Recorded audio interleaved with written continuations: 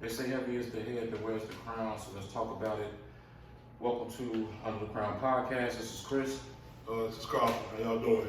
Yeah, this one is a tough one. We usually haven't done anything like this one, but things like this don't happen every day. Nah. And when we think about words like greatness, legendary, relentless, perseverance, those traits are synonymous with Kobe beating Bryant. And he tragically lost his life along with his young daughter on January 26, 2020.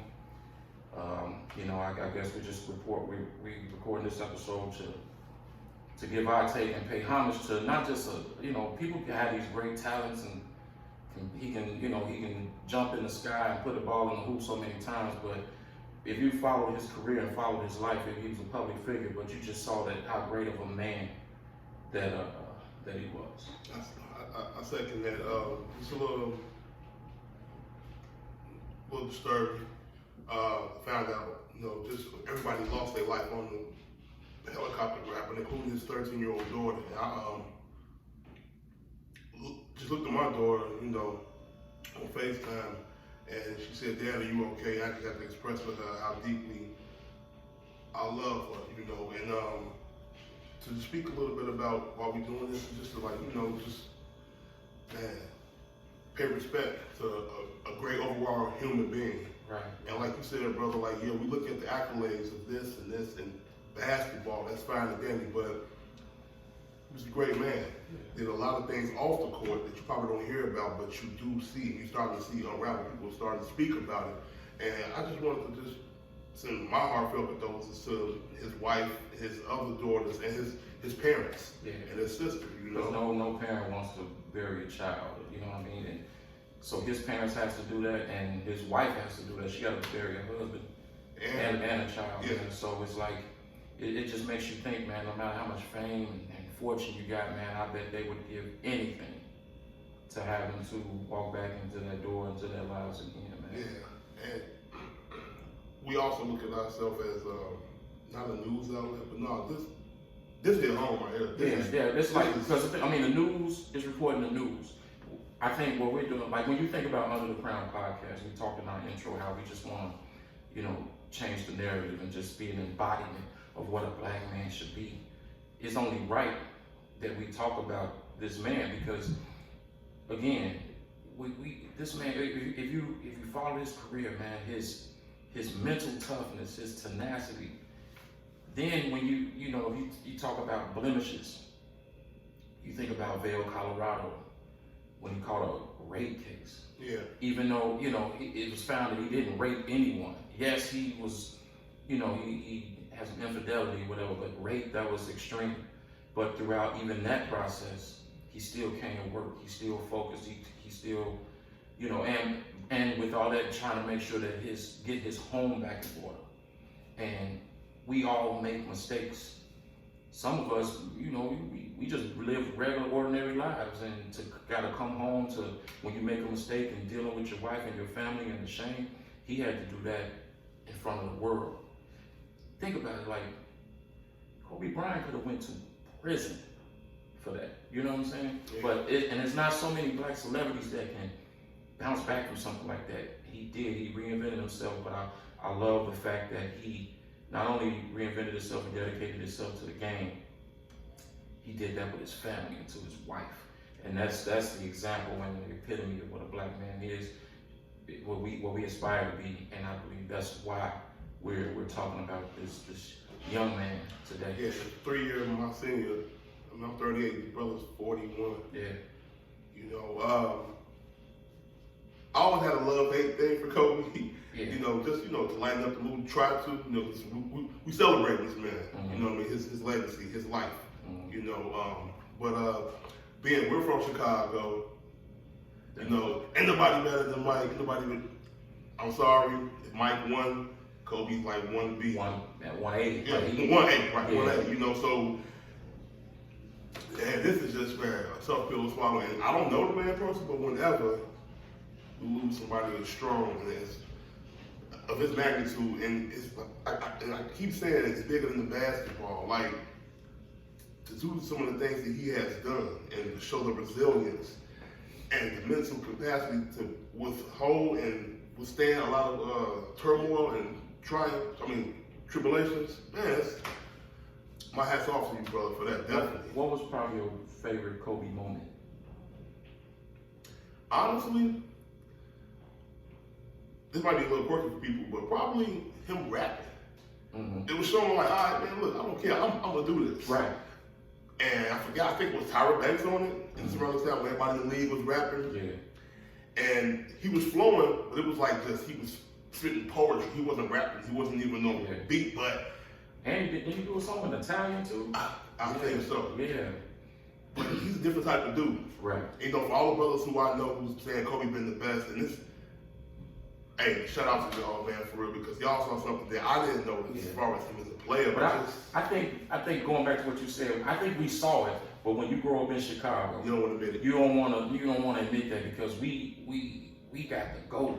We watched the GOAT from our living rooms in our city. We lived through those 6 championships, and so when you see someone that comes in and just patting his game after the GOAT, it's like, wait a minute, that's ours. You know what I mean? So it was biased, but at the same time, you have to recognize greatness.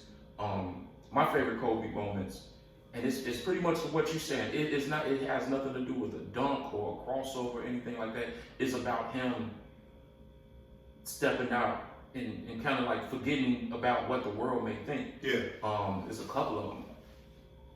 One of his first shots in the NBA was an air ball. Oh, yeah. It was like, he was the hot shot rookie. All right, we're going to let him, because he wasn't getting no take. No. Dale Harris, he was playing behind Eddie Jones, right? Yeah, Nick Van Exel, yeah. He wasn't getting no time. He was like, watch, when I get in, I'm going to shoot that thing. And he did it, a 3, and it was an air ball. So it was like, oh, he over.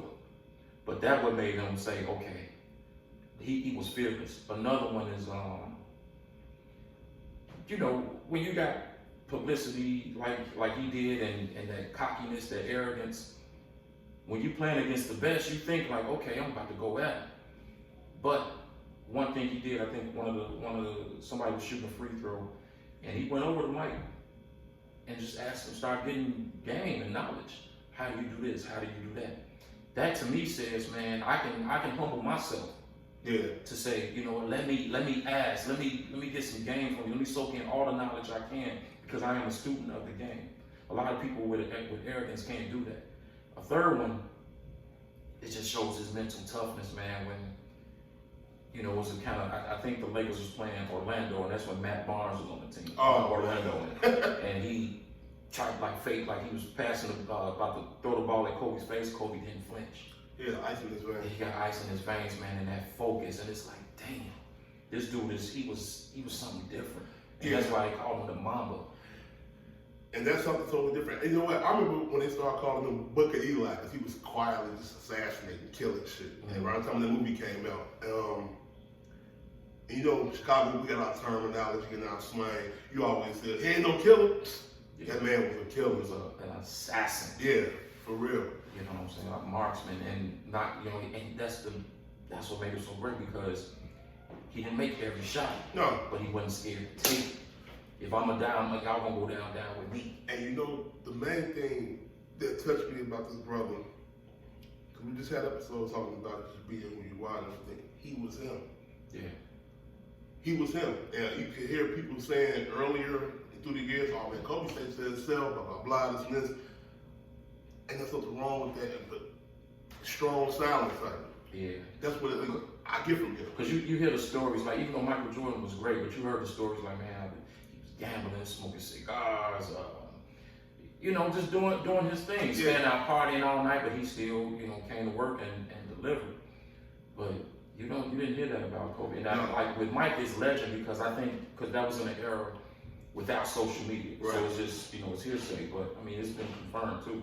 But with Kobe, he was in the gym. Yeah, he do. We all got 24 hours. How can I utilize these 24 hours to make myself? How can I get better than yesterday? Yeah. And that's something that I take from Kobe Bryant, man.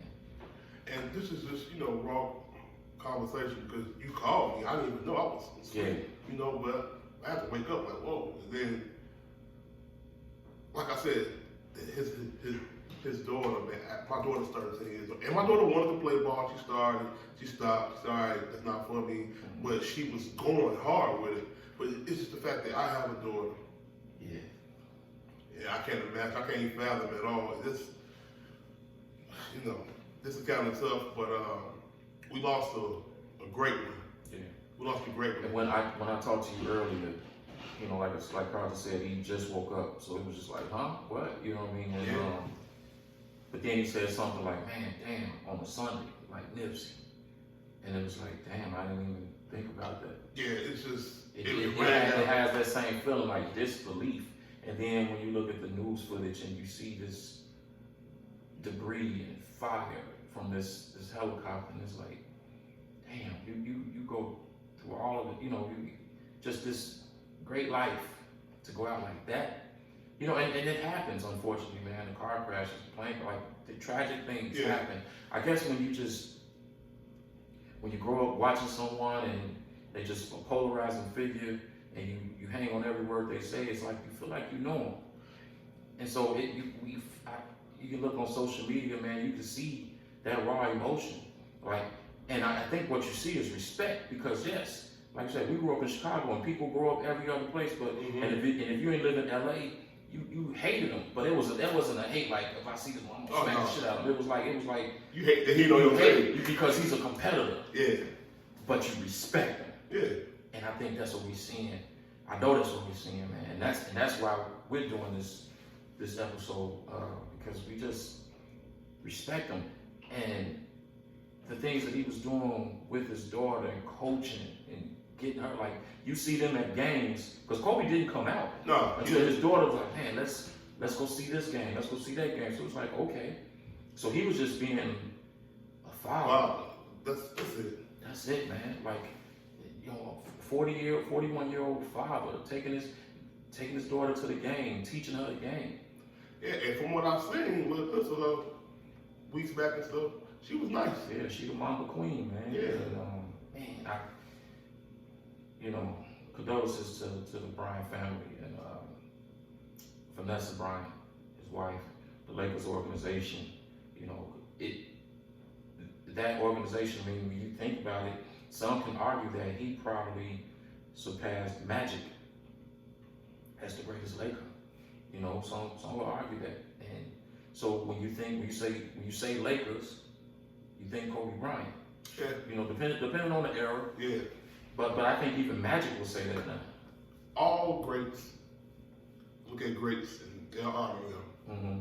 I think Kareem was just speaking about him. And he was saying how he met him when he was like 12 years old. A young boy, he said he saw the drive and he was there. So that says a lot from the greatest scorer, if not one of the greatest players, saying that about you. Yeah. But once again, this is a tough one right here. Right. A real tough one. Greatness definitely does recognize greatness, because you think about when he got drafted, I want to say 95, Jerry West. Mm-hmm. I mean, he's the logo, he's the NBA logo. He traded Vlade Divac, a fixture of the Lakers organization, to get this kid out of high school. And it was like, what? What are you doing? Unheard of. But he was just like, this kid has it. And he was definitely right about that. Somebody, not just a great basketball player, you hear all the stories about Kobe in practice. Like, they say he treated practice like it was a game. But that's where you go to work. That's where you prepare for the game. So when you play the game, it's easy. Like they say, proper preparation prevents poor performance. So it's like, man, his whole thing was preparing not just himself, but his teammates for. I don't like to say the word war, because there's people out there that's really dying out there. But when we talk about metaphorically a basketball game, he prepared his troops for war. And, night in, night out. And so everybody that was around him achieved that same greatness. I mean, if you look at the Lakers organization, the president of basketball operations, Rob Pelinka, was his agent. This dude was an agent. And now he's, running a basketball team, and he's doing a damn good job. I mean, at first it was shaky. I think and then you heard the reports about him trying to get Magic Johnson out the way. But, I mean, man, they probably win a championship. And I think that organization is even more motivated, especially right now, to say, let's do this for number 8 and 24. Yeah. You know. And for me to sum it all up, don't give up. This is what I'm getting. You know, we all can learn from this brother. We all can learn from it, especially with the drive. I think one of the things he said was finding passion. Yeah, I think he said something about a negative, an obstacle or something is more opportunity for you to rise. So once you get past that shit, just push it out, just go. Yeah. So I definitely, you know, salute to you, man, for real, Kobe, straight up. Like I mentioned, Vail, Colorado, you can't have no more adversity than that. Like you might lose your freedom. Yeah. But yet you go out and drop 81 on the Raptors. You know what I mean? Like, and it wasn't like, that wasn't him showing his arrogance. I think he was just so focused, and the game was his escape to say, man, I may lose my freedom, and most importantly, I'm gonna lose my family. Yeah. For this, for just a, you know, man, there's a lot of brothers that'll crumble to that. Yeah. You know, and he did it right before our eyes, man. Like I said, there's not too many men, especially black celebrities, when they get caught up in those situations, that come back from that. Mm-hmm. But he showed you that, okay, the common cure to everything is winning. So you just go out there and do your thing, man. If you win, people are gonna forget all about that stuff. And I'm sure that's something that he regret. I'm sure we don't know what happened in the Bryant household, but I mean, just from the viewers' eyes, it seemed like, you know, they got past that. But it was also, but we saw him put the work in and dedicate his life to his family, and I think he realized too that basketball is just a game. Yeah, that's all. It's just a game, but the game of life is so much bigger and greater. And we all trying to perfect it, the game of life, and it has no rules. No, not at all. It has no rules. It's basically uncut. Hey, it's gonna come at you from every which way, and you got to figure out how to, you know, just navigate through it and do what's best. As we're speaking right now, there's actually a couple of NBA games going on right now. I saw the beginning of the Raptors-Spurs game. And what they did to pay tribute, man, because Kobe's last number was 24.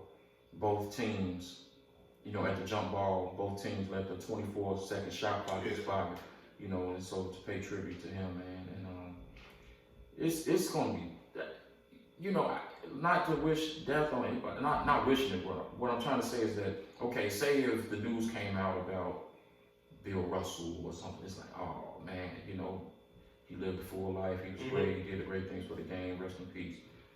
This one is just unreal.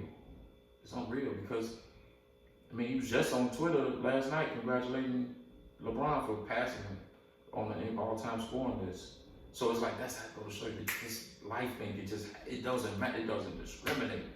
No. That does not discriminate, man. And it's tragic news. I'm still trying to wrap my head around it. Even though I'm such a, you know, big fan of Kobe and the news is tragic, this 13-year-old girl, and then it was, I mean, we don't know who the other people were on the plane, but they were on the helicopter. But yeah, so there's families, other families besides the Bryants, suffering. I hope, though, I know that there was a time where he was estranged from his parents for certain reasons. I'm not sure why, but it was like, I don't know if they disagree with him getting married so early, because I think he got married around like 19, 20. Yeah, young boy. And he, you know, he didn't talk to his father, but I hope that they were able to reconcile. I don't really know. I do recall when that all transpired with Jelly Bean, his father, his mom, everything. I'm not really sure what happened, but this is a prime example, y'all. Like, hey, if you can, like, try to mend that. Absolutely. Try to mend that, you know, especially with family. Yeah. Try to mend that. Yeah, because I can definitely relate. You know, my family, you know, certain members of myself, we're not the closest. I love them, but I haven't talked to them. If something was to happen to them, I don't know what I would do. You know what I mean? And it would hurt me to hear something like that. And I'm pretty sure if it's something happened to me, it would hurt them as well. But the effort has to be on both sides. I guess I don't know. Like, I don't want to be stubborn about it, but like I can only do so much. Let me stop you right there. I know that we had this discussion before. It will kill you if you didn't say something. Right. You might not get the response you want. You might not get the reciprocation from that person, whoever it may be. But just even, I love you, just checking on you, goes a long way.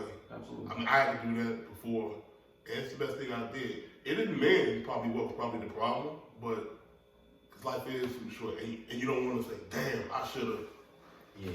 You know, because whatever happened, it can't be undone, we understand that, but try to move past it. If you can't, that's fine, but I said my piece. Exactly. Yeah, that's like you said, I can, at least I try. Right. That's all. You know, so just for the sake of that family and all families, man, that go through that, you know, life is short. Like yesterday, I was with my mom and my auntie and my uncle. I saw that. Yeah, and it's like I got another auntie that didn't make it to the little get together yesterday, but they all live in Chicago. But they haven't been in the same room together in probably 20 years. I don't know what happened. I don't know what the breakdown was, but it happened. But to see them all together yesterday just made me think about a lot of things too. And, you know, this tragic death that we're talking about just kind of put things in perspective for me. Like, you know, it's nothing better than communication and understanding. Because death is, or normality, you know it's normal.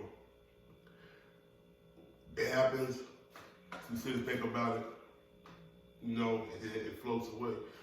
I try to keep the whole thing about when it did transpire, why we come together, keep that same feeling. You know, like keep the same feeling as far as togetherness.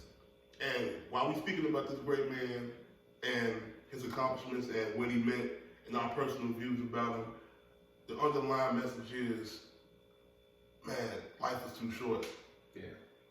That's why this is kind of difficult having this conversation, because people die every day. It's like that. You tired of death, but you know it's part of life. It's inevitable, yeah, absolutely. So that's why, like, man,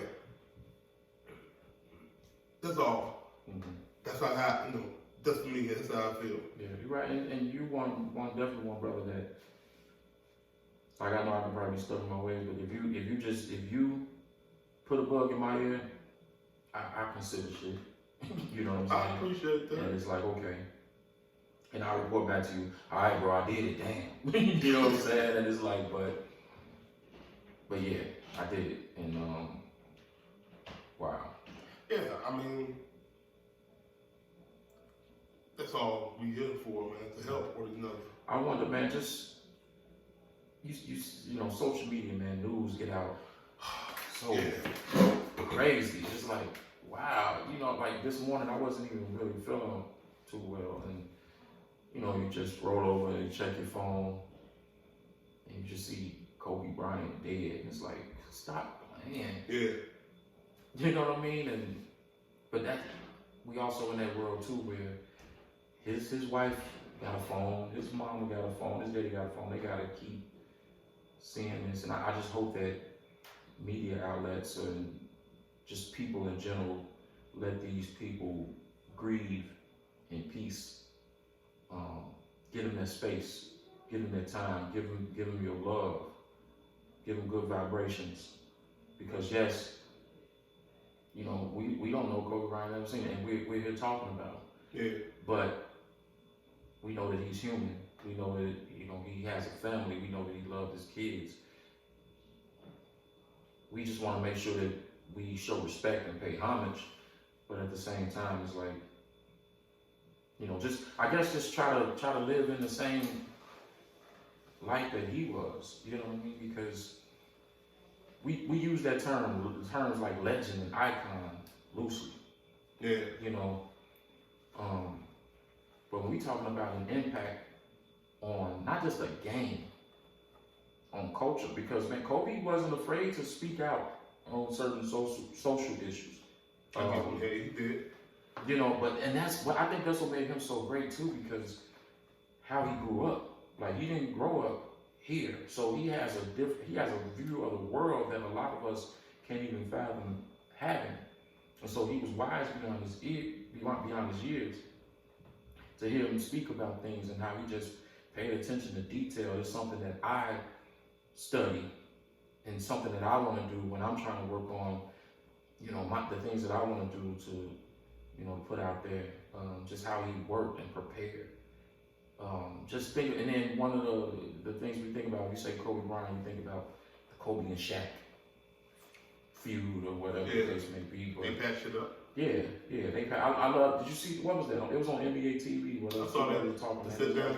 Yeah, that was so dope. But when you think about it, Kobe just didn't understand. Like, bro, you great. Why you not dominant? Why you not in the gym? I can't understand this. And Dr. Buss made a decision. All right, Shaq, you going? Yeah. You know, and won a couple more without him. But I think Kobe, that was just his drive to prove to Shaq, like, I can do it without you. Yeah. You know what I mean? I remember when they lost to the Pistons. And I want to say 2003. Yeah, swept. Yeah. But Kobe, you know, he stayed on the court, did an interview. He was crying, like, I'm going to the gym now. Like, he was like, I'm about to prepare for next season now. Like, I'm about to get in my car, go to the gym. And I want to say, didn't they win in the following year? I forgot, but I think so. No, Kobe, I'm not a basketball stat guy. I know everything. But I do know they won 2 more. Yeah. You know, I know that for a fact. But that pure dedication, you could try to emulate it, but you gotta want to do it. You gotta be in you. You gotta want to do it. You know. And guys like that will crush you. Like you hear about players like him going at players like Dwight Howard and Smush Parker and Kwame Brown. Like if you soft, you in my way. You in my way. Yeah. You gotta go. You soft, dude. I'm playing to win, and that's why and Kobe played in this big 3. We gotta be pair up era. But it was like, nah, I'm here to own. I just need goons. Pretty much. So he had the Ron Artests and the Andrew Bynums and the Pau Gasols and the Matt Barnes. Yeah. Like, man, if you crazy enough to try to throw this ball in my face and try to make me flinch, you crazy enough to play with me. I just thought about something. You asked about my favorite Kobe moment. Mm-hmm. And this is basketball related. I distinctively remember after they won the title, I forgot what year that was, my man go to Rucker and fuck Rucker up. Yeah. He went to Rucker, the basketball mecca, they say, I think it's Chicago, but I give him shots out though, up in Harlem, in New York. Yeah. And he annihilated competition. Like people think he was soft, but no. That let me know, like, man, dude, besides the titles, oh man, street ball, shit, anybody man. Can get it. Yeah, anybody can get it. So I just want to say once again, to all the players who admire him, who learn from him, who play with him, salute to y'all most definitely. I'm surprised that the NBA even playing games like, because you think about when you was a shorty, man. Like we grew up in the MJ era. We on the playground and you got the ball. You like 3, 2, 1, MJ or Mike. You know what I'm saying? Jordan. Yeah. But now, I mean, people 5 years probably younger than us. They on the court 3, 2, 1, Kobe. Yeah. You know what I mean? So it's like that's impactful, man, because we saw him do it over and over and over again. Even with the whole fist thing, like Mike did, like he just patterned his game after the dude. But if you're gonna pattern something, pattern the great. At the best off always. And it's like shit. He did that, man. He did that. Yeah, man. I mean, I know it probably aided him. Like, damn, I was one championship away to even town. If he wouldn't have messed up his Achilles, he would have got that. You think so? I think so. Yeah. And I don't think, and Kobe LeBron wouldn't have passed his record because he would have exceeded that, because I think Kobe was out probably like, almost 2 years. roughly. Yeah. Say the least. And so, and another thing too, man, one of the great moments, probably his last game, he dropped 60. Oh yeah. Against Utah. It was Utah? It was Utah. Yeah, and that was him saying, man, I had this severe injury, but if I'm gonna go out, I'm gonna go out the way I want to. That's a win. And he went out with 60, man, and he talked to the crowd and he said, Mamba out. Yeah. And I think that's probably what we should call this episode. Oh yeah. Mamba out. Rest in peace. You know what I mean? Because it's like he did it his way, and legacy is one. Like he scored all these points and won championships and made an organization so dominant, made all this money, man. But the impact that he's made, culturally, just as a man, I think is going to last generations. And then some. Yeah, man. And then some, I believe. And that's all we all about here under the crown. Paying homage to our brothers, our sisters, trying to stay united on the front. Find resolutions and communicate and just speak about it. But we felt deeply that we had to speak about this. This gentleman and his daughter, and I'm not sure about the other ones, the pilot and the other two passengers, but just Yeah, because usually our format is we speak on topics, and we give our opinion. But I mean, this isn't about trying to catch a trend or whatever. I mean, when we speak about legacy and accountability, making ourselves better, working hard. How do we, get better with our kids? How do we be better in our relationships? Kobe Bryant is the epitome of all of that. He embodies all that, yeah. All of that. If you think we only talk about him on the court a few times, this is about a man, a black man. Yeah, full spectrum. If we want to look up to somebody, grown men are crying today in the league because he meant so much to them, man. These young cats, they go work out with him in the summer. Oh, yeah. Man, I gotta go see what Kobe did.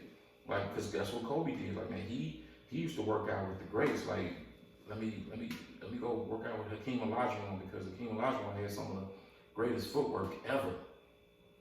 The dream shape, you know what I'm saying? So he patterned, even though we know that he patterned his game after Mike, but he had all these different facets of different legends within his game, man. And he just became like this Voltron type of player because it was just like... I like that analogy. Yeah, because he had all these pieces of people's game, he just put it all together to make his. And then but all that, if the dribbling, the cross, the jumping don't mean shit if you don't have the mentality. That's what I was gonna say. The mind. Yeah. The mind for it, because that controls everything. Absolutely. And even when you lose some of your physical prowess, you lose some of that due to father age and everything, or father time, I would say. The mind sharp, you can still find the ways to maneuver around that. He did that. Getting up in age too, and we saw those things. Mm-hmm. But the brother won an Oscar. Yeah. So you know what I mean? So it's it's bigger than the jerseys and sellout crowds. Man, brilliant, and I will give him that. One thing I didn't say that I will say though, I didn't care for his Adidas. I didn't care for them. Kobe, I didn't care for them. The ones that look like to do with rendezvous. I didn't care about them. But for real though, brother, I want to say again, man, we love you, man, for what you did, man. Salute to you, man, for real. Right, yeah, like you said, he won an Oscar, but so the things that he was putting in place was about to be so great. Yeah. You know what I mean? Wait, he wrote books too, didn't he? Yeah. And he had a dope show, Detail, where he would break down people's game. That's the thing. He wasn't out there it wasn't all physical ability. Most of the stuff that we saw was mental. He knew what you was gonna do before you did it. Mm-hmm. So he played basketball like chess. And it was a mental game. It's like, man, you can't mess with Kobe mentally. And another thing I love about Kobe is that nowadays I love All-Star Weekend, especially the dunk contest and the 3-point contest. in this day and age, like that's back then, stars used to be in the dunk contest. Yeah. We saw Mike, we saw Dominique, we saw Vince, Steve Francis, Kobe was in it too. I want to say Kobe won one. He won one. Yeah. He won So one. it's like, man, why, you know, we ain't seen LeBron or Westbrook or nothing like that. You know what I'm saying? But it's like, it is what it is. But he wanted to be mentioned in that company, man, with the greats. And he's definitely going to do that. I think this was going to be his first year of eligibility for the Hall of Fame as well. And I know he's going to be first ballot anyway, but this is like, come on, man, they need to. They got it tonight. Yeah, and I think too, man, like some type of. I mean, I'm sure it's going to come. It's still fresh on everybody, especially the league, you know. But he just made an impact. They should name some type of award after him, man. Like, you know, like I want to say the MVP award is named after Bill Russell, you know, MVP of the finals or something. So I think, man, something should be done league-wide to honor this man. I'm pretty sure it is. Yeah, to honor him because what he's done for the game. Like even the Miami Heat retired number 23. That's how much they had. That's how much respect they had for Michael Jordan. Like, man, can't nobody, but he ain't never played for this franchise, but he killed us so much. them Tim Hardaway, Alonzo Mourning teams, they could not pass Mike, and it's like, man, okay, yeah, you can't beat him, you gotta respect him, and they did that. And I think the same will be said for Kobe Bean Bryant, man. Yeah. And you got any last words? Pretty much again, I know thoughts, we say the same thing, thoughts and prayers to his family, but when something like this happens, it's like, what can you say? I'm just grateful that I had the opportunity to watch all 20 years of his career, to see the transformations that he made, not just as a player, but as a man. I'm grateful that,